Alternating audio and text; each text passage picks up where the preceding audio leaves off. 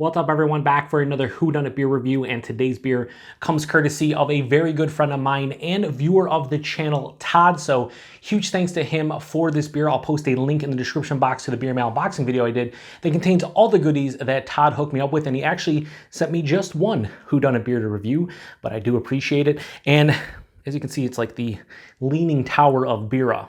Terrible joke.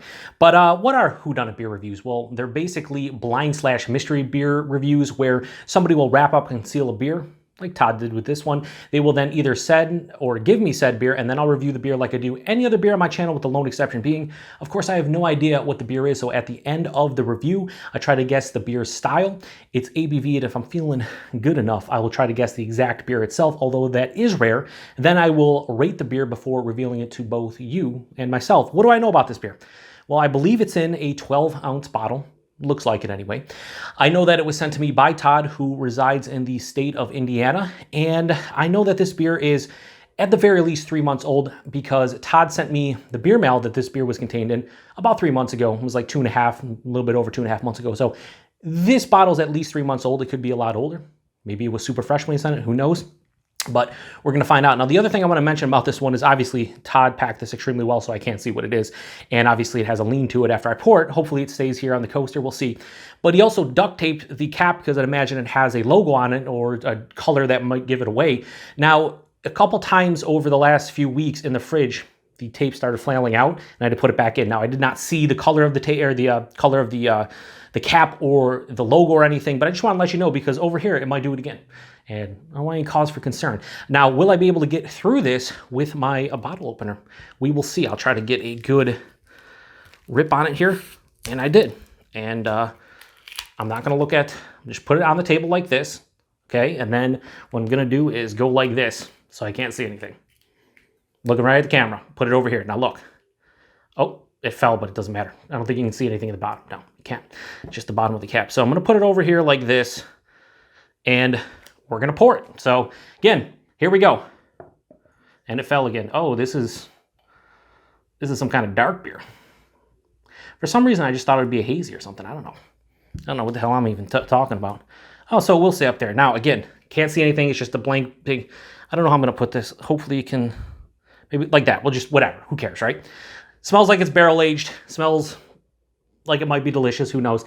So that poured out this really deep dark brown color. On camera it's gonna look pitch black, but I was pouring it wasn't straight pitch black. There's some dark brown tinges down here. Had about a half finger to 3/4 of a finger of this mocha colored head. Very creamy looking. This is probably a little bit cooler than I wanted the beer. Mystery beers, blind beers, whodunit beers, whatever you want to call them.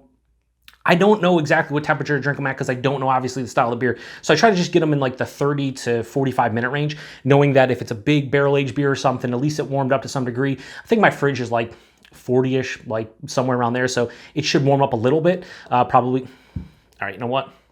I'm just going to lay this flat next to the beer. It's upsetting me. That's probably why I was flailing out, because of the tape itself. But anyway, this one has been out of the fridge for almost 45.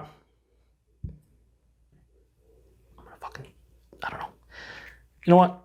I'm just going to put it like this and maybe, I don't know, like that. Well, hopefully it stays over there. Whatever. So this is like 45 minutes out of the fridge. Probably a bit cooler than I want, but it has alcohol legs for days. I'm thinking big barrel-aged imperial stout. That's what I'm thinking. Let's get a nose.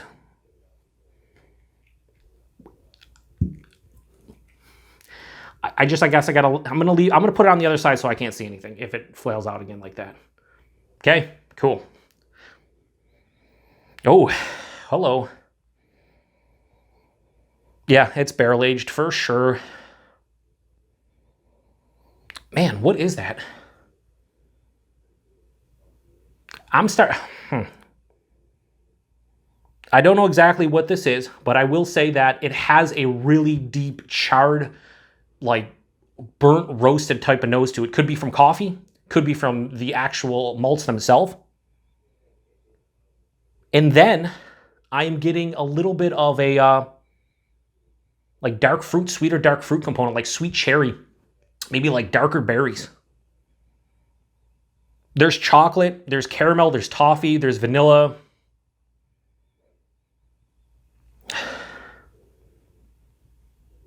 The more I smell it, the more maybe it's not barrel aged. It's starting to like, you know, kind of settle in a little bit. And it just smells like really deep, like roasted imperial stout. And there's a little bit of like a umami soy sauce thing. Could be age. I have no idea. It smells pretty good. It smells like it's going to be a bittering type of imperial stout to some degree. I don't know. Let's get into it. Cheers, everybody, and thanks again, Todd.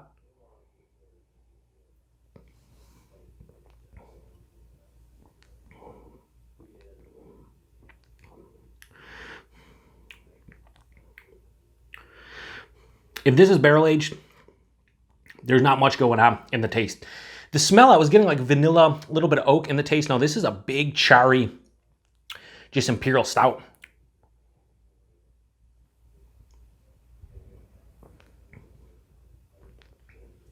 It's skirting the lines of like a Russian imperial stout that has a nice, like moderate, firm bitterness to it. And like a black IPA. Because I'm definitely getting a dry, there's a dry bittering component on the back end. And it could be hops. It could be like the alcohol could be perceiving that dryness as well.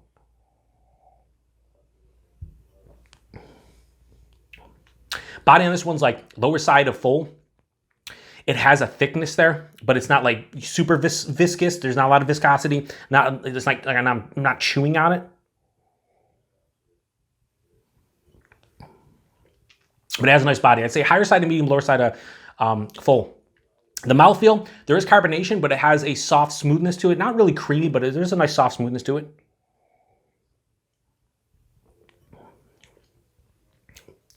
I would peg this at somewhere between 9.5%, 10%. It could be bigger than that. There's a little bit of warming in the chest and in the stomach. On the palate, like I said, there's a dryness from the alcohol, but I'm not really perceiving it. This just feels like a big Russian imperial stout to me. There is a nice sweetness on the forefront. Kind of like a vanilla thing, maybe a little bit like chocolate, but it dissipates really quickly. And it goes into like burnt malt, charred malt, very roasty, like coffee that's like carries on throughout the palate. The back of the palate, you're hit with a firm bitterness, a firm dryness.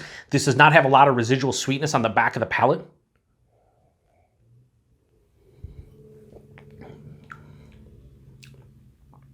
That sweetness up front indicates to me that there might be like an adjunct, like a sweeter adjunct in here, but I'm not sure because it doesn't, I don't know. I will say this, on the palate, it hides the alcohol relatively well if it's a big beer. If this is like 12% or something, it hides it well. If it's around 9 to 10, I don't think so, because I just think that I'm picking up a bigger beer. This drinks like it's 9.5%, 10% to my palate. I do enjoy this one, but it's one of those beers where I have to be in the mood for it because it's so roasty, it's so charred. It's a big, like old school to me, an old school like Russian imperial stout or big American imperial stout that just has like the base malts are running wild like Hulkamania in the 80s. I will make that reference probably like once a month going forward forever, just because I do. I don't know, but really, it's so big. It's kind of hard to get past that. The balance isn't really here. It leans more towards the bittering, dry side of things on the back of the palate. So what am I going to guess on this? Well, I would guess, this is my guess based on taking everything in consideration. I think this is an imperial stout, could be a Russian imperial stout, that's at least 10%. I'm just going to lock in Russian imperial stout, 10%. I don't think this is barrel aged at all. I don't think there's any adjuncts. If there is any adjuncts, I'm going to guess cacao nibs, because there is like a chocolate sweetness up front, or a chocolate character that's not super sweet. So I could see like cacao nibs in here. I don't think there's vanilla. I don't think there's any kind of like maple or anything crazy like that. It just, to me, drinks like a 10% Russian imperial stout with no adjuncts. If this is higher, I will say it hides the alcohol well. If this is, like I said, 11.5, 12, 13%, but I have a feeling this is probably in the 9, 10% range. I don't know, we'll see. I'm gonna pour the rest into the glass and then I'm gonna open it up, or try to anyway. Rating on this, I'd give it a 4 out of 5. I just think I have to be in the mood for a beer like this. And right now, where can I start with this? Jesus. Todd, Todd really packed this well. Like, he doesn't want me to get into this. And that's cool. No big deal. What if I get my box cutter out here and cut this, huh? Let's see what we can do here. And I like that it's a bottle, not a can, so I don't have to worry about cutting it, right? See if that does anything. Helps me start out at the top here. But since it's so tightly packed, I'm just going to rip a bunch of shit off.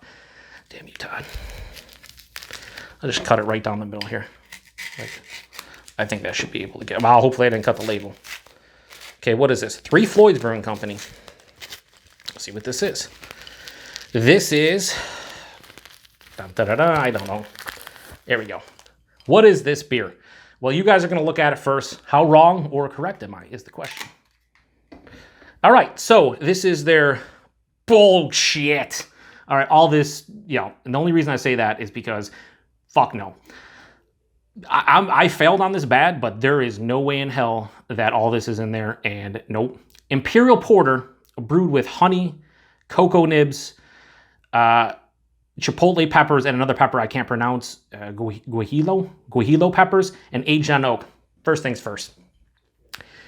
Honey, that's probably where that sweetness is coming from, right? But I said cacao nibs, sure. I said Imperial Stout, they say Imperial Porter. I would say more, definitely even Imperial Stout. It has a good body. But the honey and the cocoa nibs, sure, I can get. The peppers, there is no burn. There is no distinct greenness. There's no earthiness. There's no heat. There's nothing. And aged on oak, sure, maybe that's where the dryness on the back end. Now that I'm thinking about it, maybe I didn't do as bad as I thought. Of course, they didn't put an ABV on here, did they? No. Another Amon Amarth collaboration, the Swedish death metal band. Yeah, I don't know. So, obviously, all those ingredients, I was like, fuck no, there's no, those ingredients aren't in there. They are. I mean, clearly they brewed it with it. Thinking back, I didn't do great with this one, but at the same time, I actually can see how everything except for the peppers is in here. Imperial Porter, I said Imperial Stout. Okay, sure, whatever. That doesn't really matter too much. Honey, that's where probably the little bit of sweetness in the forefront was coming. Cocoa nibs, I said maybe cocoa nibs in here. I didn't lock it in, but I could see it. A little bit of chocolate sweetness. The peppers, I am definitely not getting, and the oak is probably... I was getting oak in the nose. Like I said, a little vanilla, little oak, but in the taste, no. So I don't know what the ABV on this one is. I'm going to have to look it up afterwards, or if you know, Todd, but I would guess this is probably in the 10% range. How do I feel? I don't feel great at all because obviously I missed on most of the adjuncts. But what I'm drinking in my glass...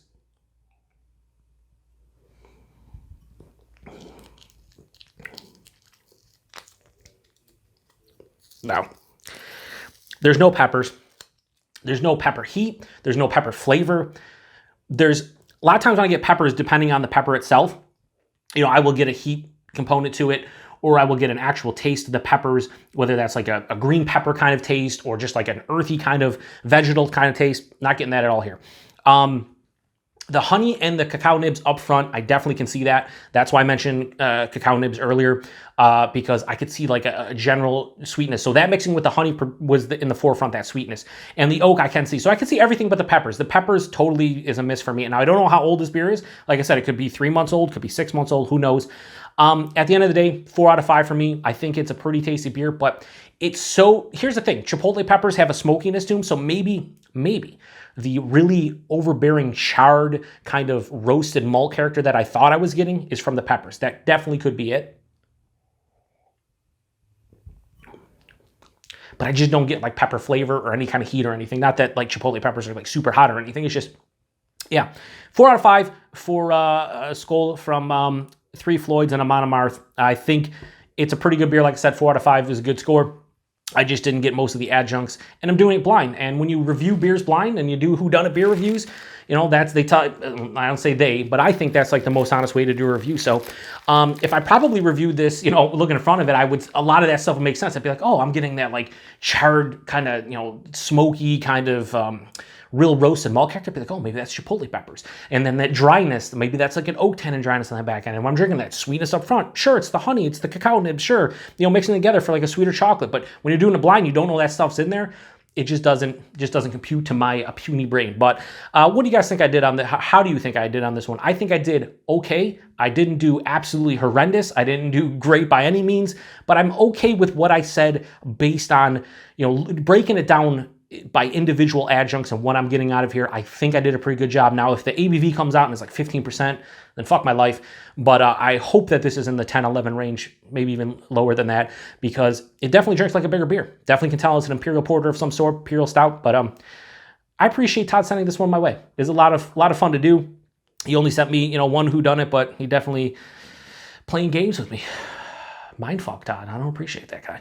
No, I do. And I appreciate you sending all the beers you did to me, especially this one. A lot of fun to do. Thanks to everybody stopping by for another beer review here in the Beer Patrol. I don't know the price and availability. Todd, if you want to chime in what you paid for this one, what's the availability of this one in your area? I'd love to hear it. Yeah, so we have 3 more Whodunits coming out over the next couple weeks from another friend of mine and viewer of the channel, Caleb. I have 3, I believe, cans. Then that's it for Whodunits in the near future. They're a lot of fun to do. I've done an okay job up to this point, I think, with most of them. Some I've missed on, some I've hit on, but it's not really about whether or not you're correct. It's whether or not you can kind of figure out what you're tasting and what happened. And this beer is a perfect example. Like, I didn't hit on any of the adjuncts. I said it was Imperial Stout, but at the end of the day, when I look at the label and the adjuncts in the beer, and then I compare it to my tasting notes, it all makes sense. It really does, even though I pretty much missed on it. Anyway, thanks to everybody. Thanks again to Todd. Till the next one. I was going to do the whole cheers, but cheers.